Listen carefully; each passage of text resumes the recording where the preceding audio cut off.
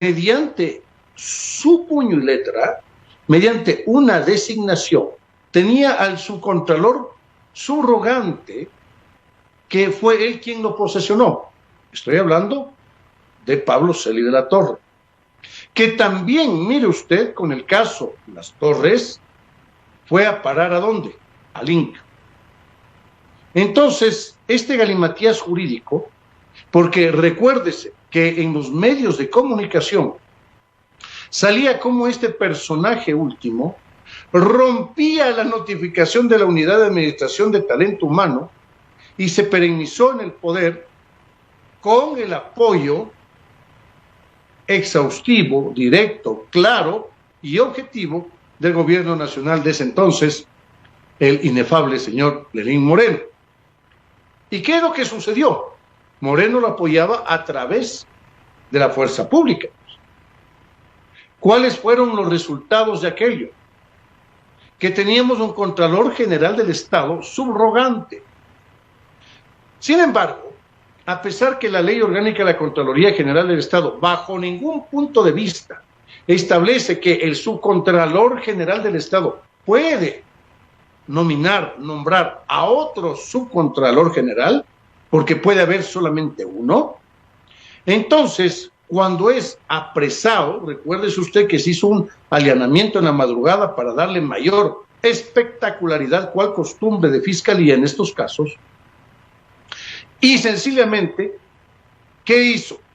Nombró a una señora de apellido Zárate, que viéndose entre la espada y la pared, porque apareció de la noche a la mañana la distinguida dama, se vio forzada ¿a qué? A renunciar.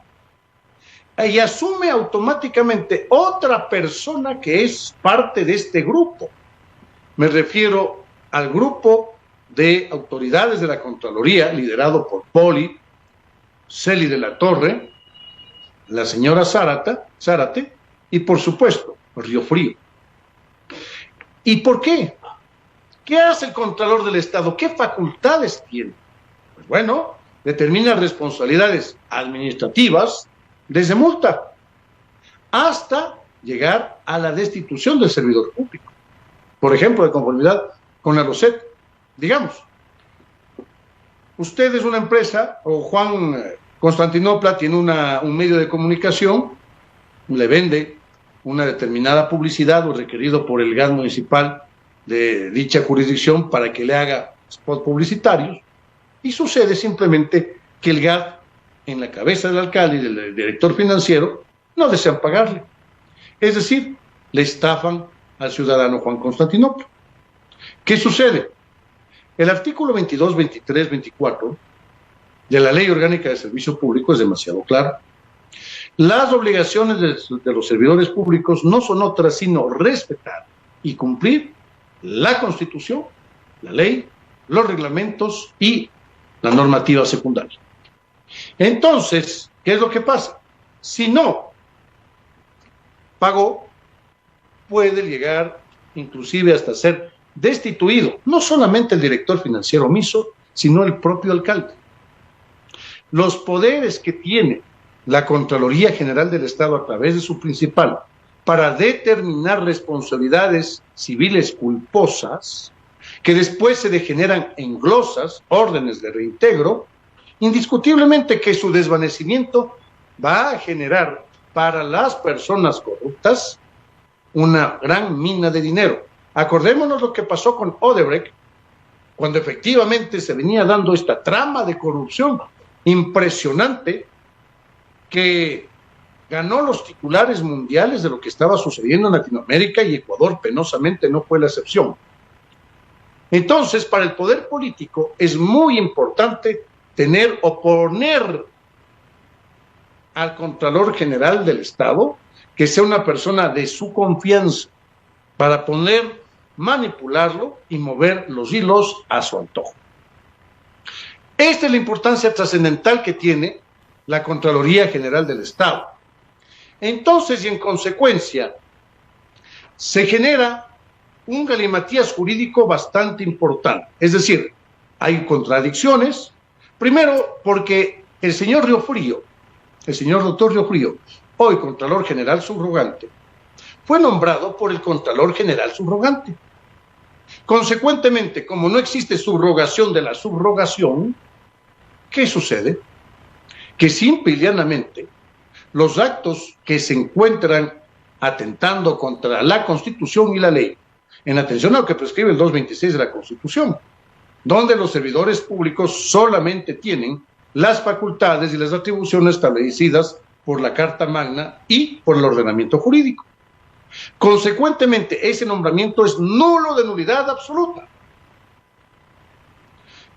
Y el Consejo de Participación Ciudadana, recordemos este antecedente, es importantísimo, que fue, en este caso, sacramentado por la señora doctora Vela, en ese entonces ministro de Gobierno, y recordemos también que fue funcionaria de Yamil Maguad Witt, un inefable personaje de Harvard. Este personaje javeriano propició la dolarización en el Ecuador y las consecuencias las estamos viendo, los sicariatos, los asesinatos, la narcodelincuencia, etc. Bueno, ¿qué es lo que sucede? Con la fuerza pública entronizaron al señor abogado Ulloa. Lo nombraron, lo perennizaron y el Ejecutivo tenía ya el control, no solamente sobre la Contraloría General del Estado, sobre el Consejo Nacional Electoral, el Consejo de la Judicatura, la Corte Nacional de Justicia, el Tribunal Contencioso Electoral, desde luego la Defensoría Pública, la Fiscalía, la Defensoría del Pueblo, la Superintendencia de Compañías, Valores y Seguros, la Superintendencia de Bancos, la Superintendencia de Economía de Poder, de Control de Poder de Mercado, es decir, todas las entidades de control. Entonces es importantísimo. Ahora, ¿qué es lo que pasa? El Ejecutivo no pudo aprovechar esta gran coyuntura que tuvo, no tuvieron la entereza para resolver el galimatías y simplemente encargar la Contraloría a Juan Constantinopla, y lo que pasó es lo que hoy por hoy se acaba de evidenciar: un juicio político a determinadas vocales que han sido destituidos, consecuentemente el Consejo se encuentra en la cefalía.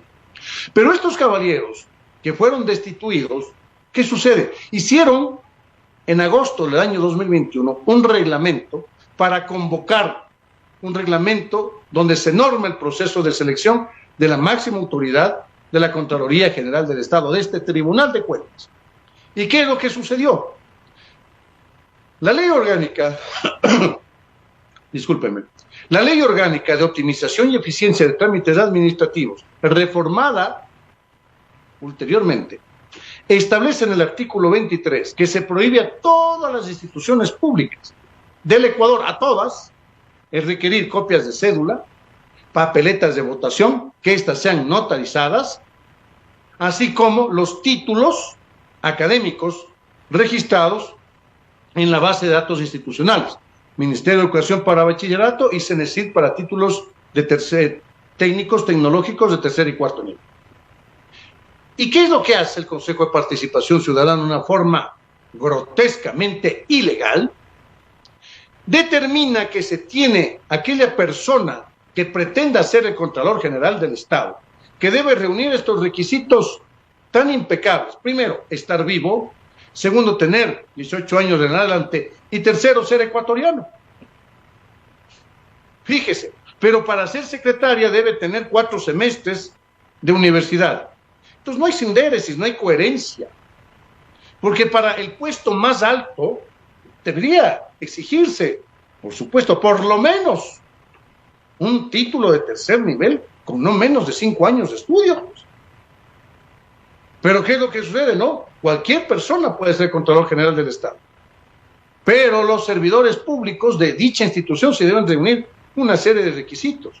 Mire usted cuánta barbarie. En fin, pasando un poco más. El Consejo de Participación Ciudadana y Control Social requiere copias notarizadas de la cédula de ciudadanía y de la papeleta de votación. Entonces, Juan Constantinopla, que vive con $1 al día, y eso más si es que logra conseguir ese dólar, automáticamente ha quedado vetado de poder participar, pues, porque no puede acercarse a la notaría a generar las copias notarizadas. Entonces, como no entrega esa documentación notarizada, automáticamente queda desplazado. Trato discriminatorio atentatorio contra los derechos, principios y garantías constitucionales debidamente consagrados en tratados y convenios internacionales y en la Carta Magna del Ecuador. Se inventan adicionalmente en este reglamento, que dicho sea de paso, un reglamento no permite otra cosa sino aterrizar la ley, operativizarla, dándole plazos, dándoles tiempos, etcétera. Pero jamás un reglamento puede limitar derechos, garantías constitucionales, nunca. Y solicitan una declaración juramentada debidamente notarizada. Bueno, ¿para qué? Para manifestar que no se encuentran incurso en ninguna de las prohibiciones legales. Por ejemplo, que no debe alimentos. Cuando lo que se debía hacer, por ejemplo, están inscritos casi 2 centenas de personas aspirando a ser Contralor General del Estado, lo que se tiene necesariamente que hacer por parte del Consejo de Participación Ciudadana y Control Social es decir, mira, tengo esta lista, por favor, indícame de todos y cada uno de los aspirantes quienes se encuentran en mora con sus obligaciones. Es lo más lógico. Y aquellas personas que debidamente, de forma certificada, tienen estas falencias, pues automáticamente, sobre la base del derecho a la legítima defensa, pueden proponer sus excepciones, defenderse administrativamente cuál el derecho corresponde, y si es que no logran desvanecer aquellas presunciones, pues definitivamente son segregados del proceso seleccionador. Es lo más correcto. Y si Juan Constantinopla trabajó en una institución pública, le exigen que su currículum sea notarizado.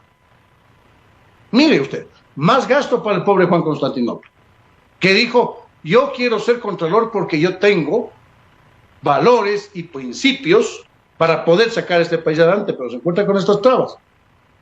Constitucionalmente está todo permitido para Juan Constantinopla, pero reglamentariamente este Consejo de Participación Ciudadana y Control Social lo que ha hecho es, sobre la base de un trato discriminatorio, segregarle y no permitirle participar. En consecuencia, aquellos aspirantes a ser Contralor General del Estado habrían cometido el error tránsito, de inicio, de génesis. ¿Por qué?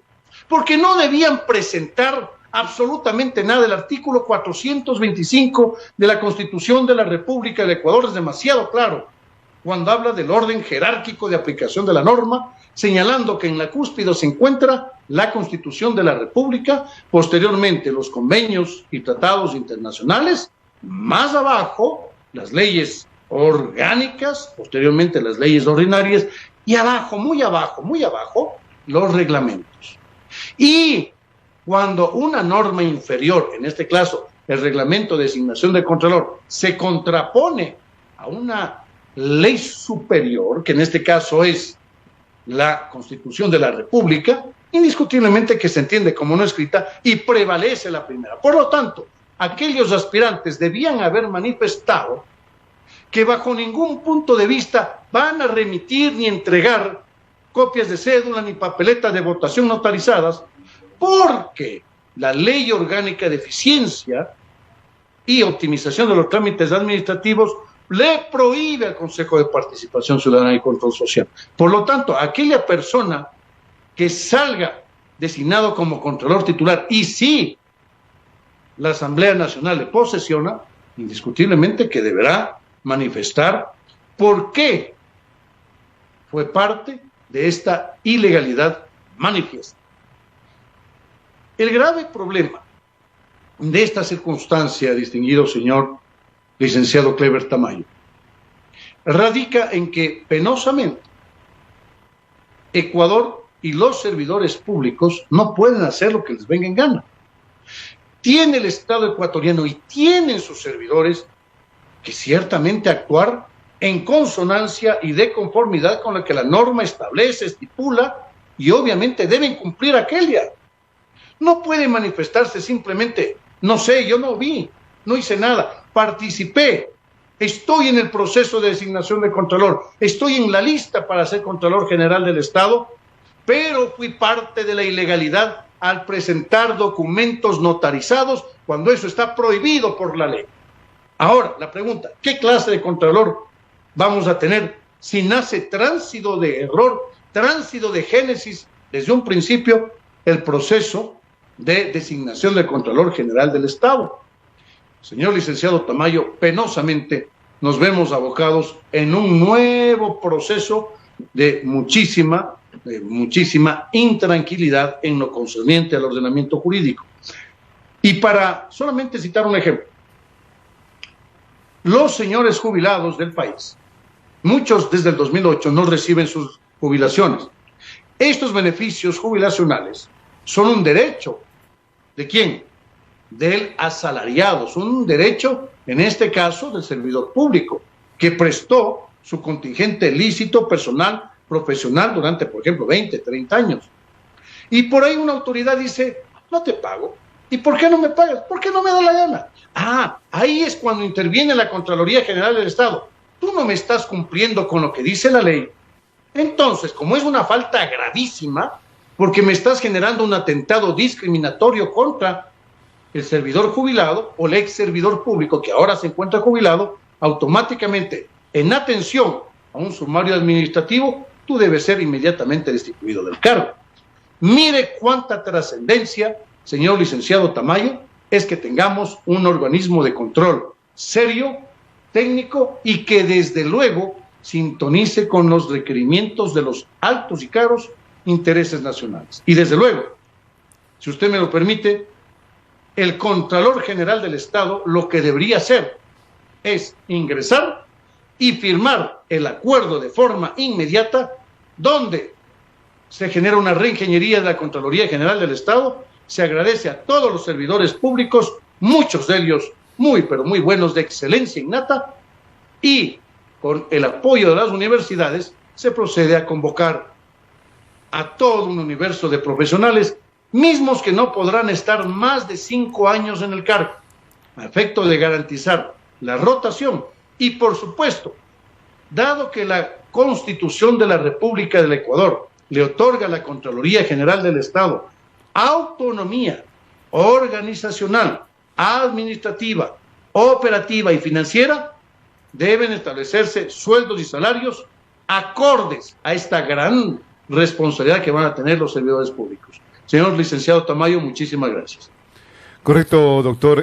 Justamente tenemos unos minutos más para analizar este tema, justamente respecto a la ilegalidad del nombramiento del Contralor General del Estado. Y usted lo ha explicado realmente muy sucintamente, la situación en la que el país se ve abocado, la situación en la que está incurriendo justamente el Consejo de Participación Ciudadana y Control Social, y también, en la Asamblea Nacional. En esta situación ni el uno da ni el otro toma, es decir, hay, una falta de institucionalidad.